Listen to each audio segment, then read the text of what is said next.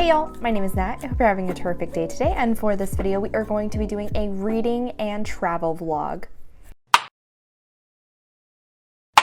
I went on a girls' vacation with my two best friends from college, 𝗖cie and Kat. They've actually been on my channel before, so I'll link the challenge video they did with me in the cards. Our friend Anna Maria actually ended up joining us as well for a little bit of this. In the past, we've usually gone to visit each other at each of our houses, but this time we all ended up traveling to Cincinnati, Ohio. That may seem like an odd place, but that's where we all went to college, and we thought it'd be a lot of fun to return. Plus, it worked out very perfectly that Taylor Swift was performing for July 4th weekend, which we could all get off. However, before we get into the actual travel bits, starting out, travel time, and that for me equals reading time. On my first flight, I decided I was gonna finish out Daughter of the Burning City by Amanda Foody. I actually read that for a author taste test that just came out this past Monday, so check that video out for a full review. I'll put a link to that in the cards. I was good and actually remembered to write out my final thoughts in a decent amount of time, which I'm not always great about doing. Honestly, the first big indicator that I had landed in Ohio, or technically northern Kentucky, was the temperature change. There was a 30-degree difference between when I took off in Dallas and when I landed in Kentucky. For most of the trip, we were super lucky that 𝗖cie had family near the city, so we were actually able to stay with them when we were in Cincinnati. Once we'd settled in for the night, I decided to try and start into Master of Souls by Barron. Maybe finish this trilogy, but I didn't really make a lot of progress that first night. Starting Friday, we were all officially in getting ready for the concert mode. Because of that line in You're on Your Own, Kid, everybody has been making friendship bracelets to trade at the concerts. Kat actually brought some of her mom's old jewelry making materials, so I think our bracelets were a little bit higher class because of it. We then spent majority of the day crafting, singing, and mostly just catching up. Between all of us, we actually ended up making over 60 bracelets. But since we were spending so much time being social, I only really got a little bit of reading done before bed. Right from the get-go, I liked that we were getting the perspective of the villain character in Master of Souls. However, it was odd that he's an immortal being, and yet the voice for his character seemed really immature. Then our main protagonist, Ara, who I really enjoyed in the first book, unfortunately, it just seems like she's consistently running around like a chicken with her head cut off. She has no real plan for anything, and is basically just following little whims that she thinks might possibly work out to, you know, stop this impending war. Saturday was concert day. Apart from the concert itself, which completely took over most of downtown Cincinnati, there was also a baseball game, a soccer game, and a festival across the river in Kentucky. We actually ended up getting ready and going to Uber down around noon. It was pretty nostalgic walking around downtown, seeing so many familiar sights, and some new ones as well. We ended up grabbing some much needed food and a few Taylor-inspired cocktails before we ended up going down to the Taylor tailgate. And it was insane! Oh my god, there were so many people. But it actually ended up going around that Taylor was going to be going on early because of a storm, so everybody started lining up earlier than expected. Honestly, this was my first stadium concert in quite a while, and it could definitely be a little bit overwhelming since majority of the stadium was completely filled. But once the show started, it was completely worth it. Obviously, I can't share any audio clips because of copyright, but the entire show was phenomenal. Set design, outfits, dance formations, stage presence, and of course, the singing. It was worth every single penny. The audience energy was completely intoxicating, but I mean, honestly, to be a little corny with you guys, it was best because I got to do it with some of my favorite people.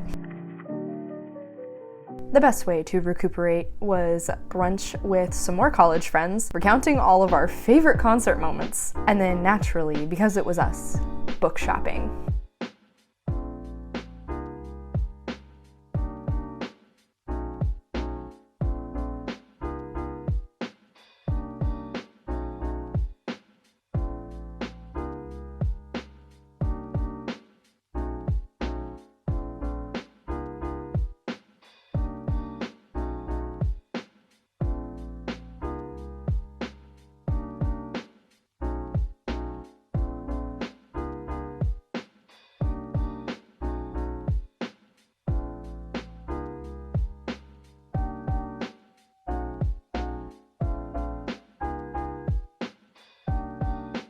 Later that day though, we actually ended up heading down to where Kat has been living lately.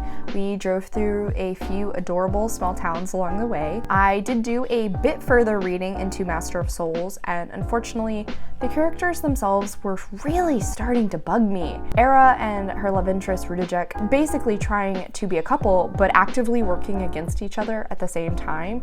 Even though they want the same thing, they were going about it in completely different ways, but never communicating that to each other, which was very irritating since they're also supposed to be best friends. Finally, I ended up asking Ray at the Bookmark Chronicles about her thoughts, and you know, I officially admitted I just lost steam with this series. Unfortunately, I ended up DNFing at 33%. This is such a bummer, especially because I really enjoyed the first book, but this just completely fumbled the landing at the end. But do you guys want to know what cheered me up? More book shopping. Find friends who support your book buying addictions.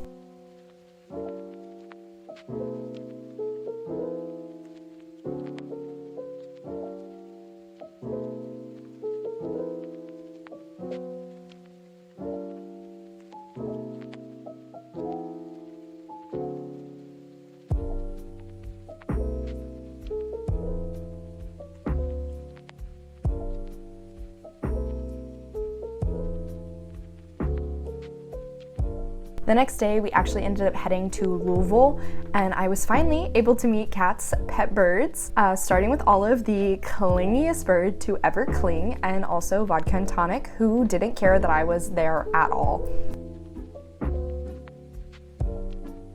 One of my most favorite parts of my trip was actually getting to visit this really cool, oldest indie bookstore in Louisville.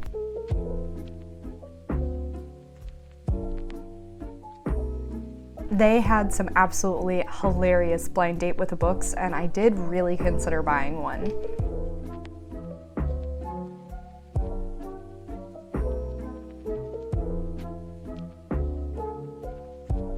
That night, we ended up heading back to Cincinnati, and I officially decided I was going to start into Harrow the Ninth by Tamsyn Muir. I had been told not to wait too long since finishing Gideon, and by 4% in, I was already confused in Harrow. I feel like even though I annotated the crap out of the first book, I was still learning so much about the world, the magic system, all of these new characters we were meeting. It's a little overwhelming, but I started into it. The next day, we ended up visiting another college friend, saw this dessert shop that immediately took me to Stars Hollow, and then closed out the day with, can you guess, another half-price books.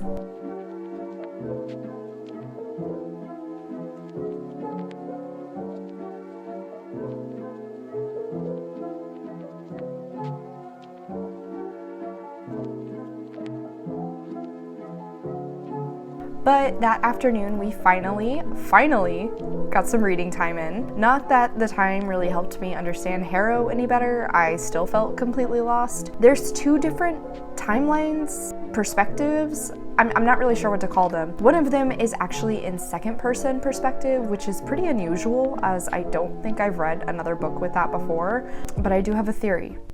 Hey, so this is gonna be literally the only official talking update in this vlog because 𝗖cie here wanted to share the books that we bought. Don't do this to me. No, Don't embarrass me. You're getting thrown under that bus. Anyway, we've gone to a lot of bookstores. If the amount of B-roll I've given y'all hasn't already expressed that. 4 half prices, 1 indie, and 2 indies. Well, does Joseph Beth count as an indie? Does it?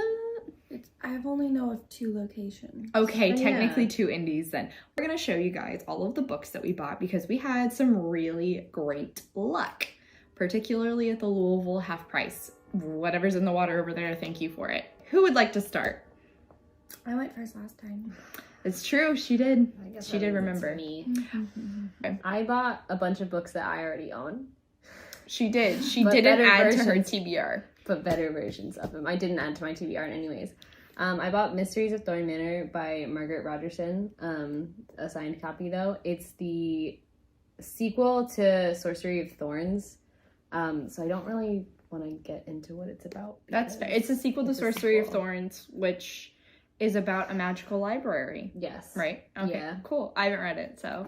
I also bought Red, White, and Royal Blue because the movie is coming up in August, and we've been talking about it a lot this weekend, and I haven't read it since we read it for book club. Did we read it? Did we read it for book Yeah, club? we read it for book club. No, it was like an early unofficial book club, basically. Oh, I so think then is that was more what it Yeah. was. Oh no, you're right. No, it we was did book read it club for when it book was just club. us three. Yeah. That's what it was. Probably in like 2020. Yeah, it was Oh, it was definitely definitely 2020 because you bought it for me for my birthday for 2020. How was do you definitely- remember that? it was definitely- Because we were in Dayton. That's the only time I had a birthday in Dayton. It is about the President of the United States' son meeting and falling in love with the Prince of England. It is very fantastic. I don't know if anybody remembers the Gallagher Girls series from childhood, but I found those recently in my basement while doing a deep dive and realized that I did not have the 4th book or that there was a 6th book. So I found those this weekend, which I'm happy about. Lucked out so well there. Yeah, really did. These are about a girls' boarding school for spies, and there's a rival boys' boarding school. They're for like middle schoolers. I won't lie to you, but they hold up really well. And Allie Carter, who's the author, has an adult. I guess it's a romance novel technically coming out in August. August, yes. So I don't- I will have a ARC reading vlog for that coming out here shortly, though. But that's called The Blonde Identity, and I really loved these, and these were actually really good, and they held up really well. So I feel like that's gonna hold up really well and be really good too. Which is saying something. Like middle grades that live up Yeah. to like today's standards. Yeah, Impressive. Middle grade that like you could read now, that I could read as a 25-year-old and be like, I really like this still. I would really enjoy this still. You might want to read them. I feel like you would have a great time. Probably, honestly. I can see that. And then I found the first book in the series, The Kingdom of the Wicked, a bookish box version. So it's signed and has some like other extra goodies, and I really like this series. It's continuing in, I want to say October, but it could be September, the fall. It's about the witch and a demon falling in love, kind of. There you go. They make really good pastries, though. They do. Okay, interesting. Just unexpected. My creme de la creme. I found a signed version of Divine Rivals, and I'm so happy about it. She was very happy. I cried. It's a World War I inspired fantasy where a girl named Iris's brother goes to war, and she starts writing him letters with a typewriter her grandmother left her, and the boy who actually ends up receiving them. And So she got a signed version of that. I'm so excited. Which this has been her best book of the year so far. Thank you, Joseph Beth, for hosting Rebecca Ross and then having her signed stock left over. And then that was like months ago too. Thank you for still having the last copy in the store when we went. I'm so glad we decided to go to the one in Cincinnati and not Lexington. No offense to Lexington. My first book is Legends and Lattes. I don't really know much about this other than it is queer and it's just a wholesome vibe. You want me to give this pitch? Yeah, go for Yeah, I it. don't Okay. know it either. That's what sold me, by the way. Queer and a Vibes. wholesome vibe. I also own this and it is on my TBR. So essentially, this orc who used to be a member of a raiding party ends up retiring and decides to open up a coffee shop. But it's the first coffee shop in this world, so she has to explain what coffee is to the people in order to sell it. And she also has a sapphic romance prequel of this will be coming out here soon, which is called Bookshops and Bone Dust, I believe. Anyway, the other book, another book, Red, White, and Royal Blue, the collector's edition. I've already read this book, and I already own this book, but this is the collector's You edition. have to show all the fun stuff. I was just about Oh, to. good. I'm so Okay. glad you agreed that I should. So, first of all, on the inside, there's all these cute little doodles of them. They're so cute. Ah. Honestly, adorable. It says history, huh? Bet we could make some. That's a really nice collector's edition. That's probably one of the nicest collector's editions I've honestly ever seen. I wouldn't have bought it if it wasn't for the little doodles. I'm not gonna lie, it was the doodles that sold me. The Art Detective. Fakes, frauds, and finds, and the search for lost treasures. This is actually, so I'm in school to be a curator right now, and I'm really interested in forgeries and stuff. That's what these are about. It makes it sound like you're gonna become an art It thief. does make you sound like you're gonna become an art thief. This one, let me put its clothes back on. Painting American, the rise of American artists. I thought I was gonna say Painting American, the rise of American painters. I think that would have been fun. It has another title, Paris. Painting American, the rise of American artists. Paris, 1867 to New York, 19. 1948 There you go. by Annie Cohen Sewell. Thank you. Put So, I like that hype last on her name. I'm gonna talk about all these three together because I don't feel like we need to really discuss them a whole lot. They're classics. People know what classics Yeah. are. So I got Mansfield Park, Persuasion, and Northanger. Northanger Abbey. Thank you. You I'm pronounced like, it correctly. yeah. These are the really pretty new, I think these are Barnes & Noble editions, right? I'm pretty sure they I are. think so. I've actually seen them in other places too. They have really pretty edges too. Look, that's silver. Those are gold. Yeah. I love Jane Austen. And I haven't read these three yet. I know the stories. I just haven't read them. I actually already own all like her books and stuff, but these are pretty.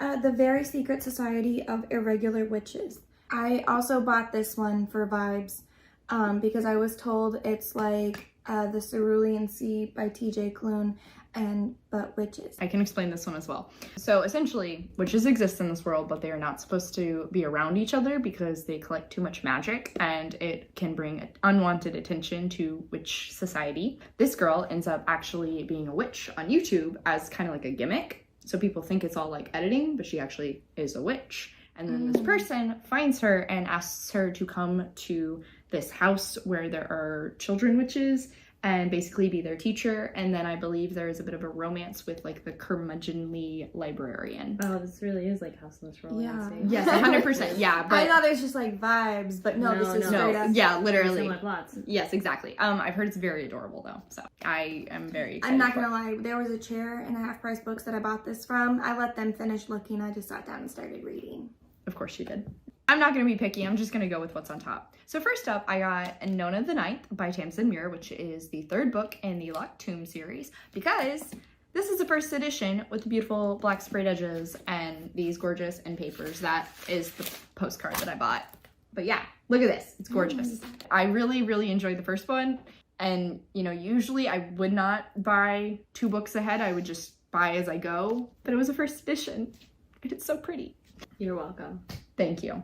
At one of the half prices we went to, they had an edition of Princess of Souls by Alexandra Christo. This is a bookish box? No, Fairy Loot. Oh, Fairy Loot. This was a Fairy Loot edition. And Alexandra Christo wrote To Kill a Kingdom, which I absolutely loved. This is going to be a Rapunzel retelling and apparently is set in the same universe. It was a different cover and it has sprayed edges and it's signed and I got it for $7. I also, y'all seen me hold Gideon before?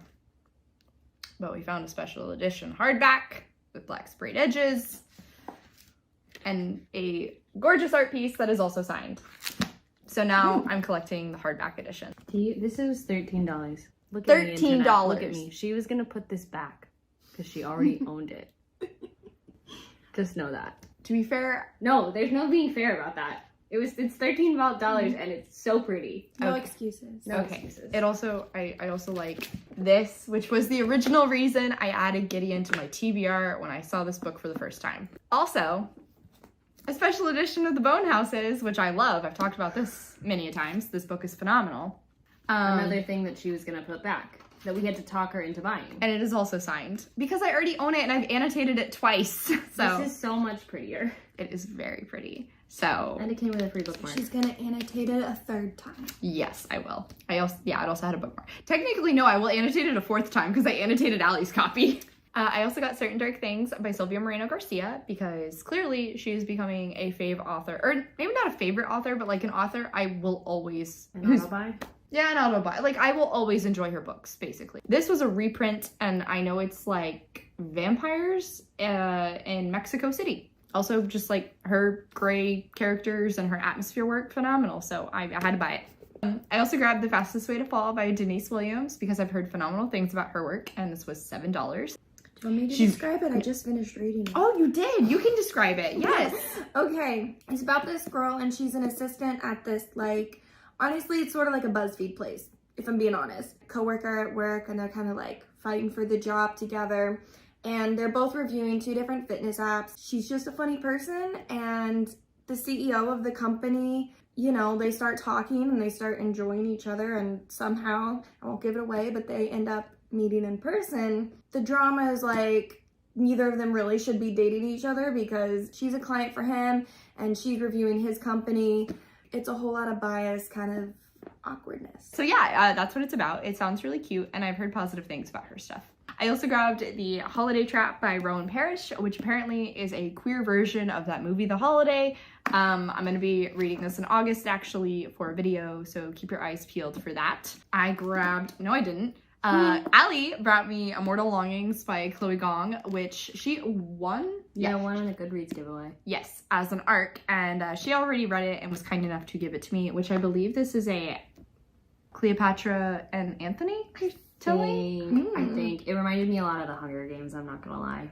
Antony and Cleopatra retelling, yeah, by Shakespeare. Amidst a set of deadly games. So there you go. There's the Hunger Games. There's a Hunger Games element. But it's Chloe Gong, so... It's like Hunger Games in New York City. No, that's not true. A more crowded city than New York. Bangkok. Hong Kong. Tokyo! It might be Hong Kong, actually. I'm excited for this. Did you like this? Oh, that's... I don't know. I was confused by the end, which I don't think I was supposed to be. Okay, well that means either I'm gonna really like this or really not like it, because... Yeah, it was sad, because I really like her stuff, but I didn't like this. I didn't like this enough to keep it. How about that? And finally, I also got Divine Rivals. Allie also brought this to me. She wants me to read it ASAP. Peer pressure. Basically. All of you should too. I will also be reading this for a video coming out shortly. So again, keep your eyes peeled. Actually, I'll be reading this for 2 separate videos. So really keep your eyes peeled for that. All right. So that's all the books we've bought lately. A fair amount of them. I think Kat had a few more that unfortunately she left at home when we went by there. Anyway, that's it for now. Back to the B-roll and... Thank you, Past Nat. And now, continuing on, as though we hadn't had enough nostalgia on this trip, we actually ended up going down to our college's campus, reminisced, saw everything that had changed. It was weird and a little sad since we never really got to say a proper goodbye, but that's what we got for graduating in 2020. It was still really awesome though to see it again.